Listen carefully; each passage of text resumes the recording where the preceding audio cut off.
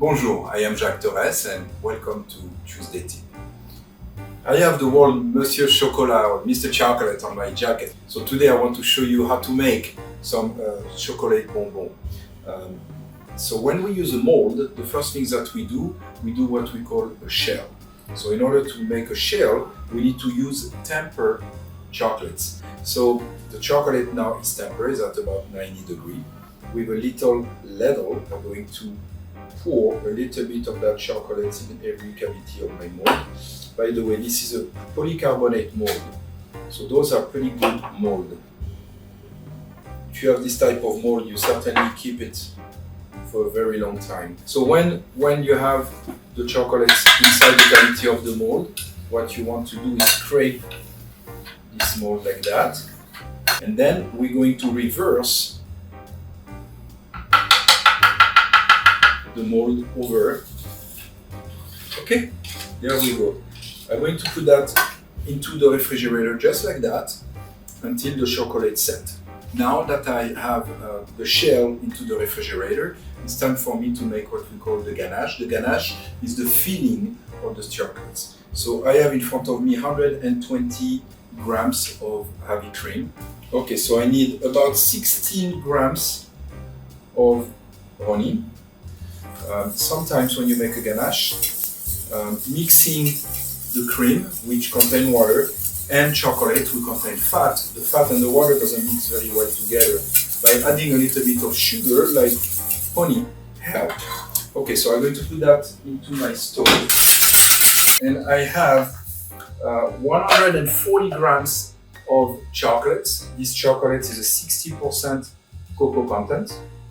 And I have 16 grams of butter that I will put after when the temperature goes down. Okay, the cream boil. I'm going to add my chocolates to it. Okay, so that's going to melt very gently. And because I want to use that relatively fast, I'm going to put this ganache into a glass bowl. I like to put the butter after, when the temperature goes down a little bit. So this way my butter is going to stay very creamy, and that brings creaminess to your ganache. So my ganache now is under 90 degrees. It's actually 86, so it's way under the melting point of the chocolates. So I can put the ganache into the mold.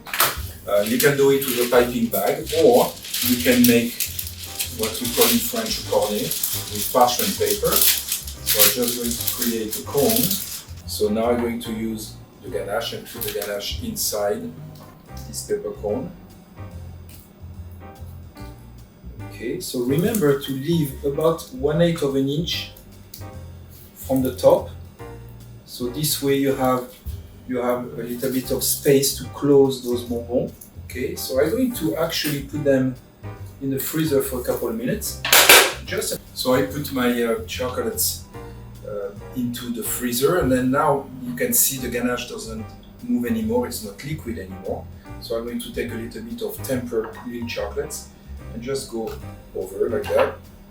Have a little couple of holes, just close them. Now I'm going to put that back into the freezer.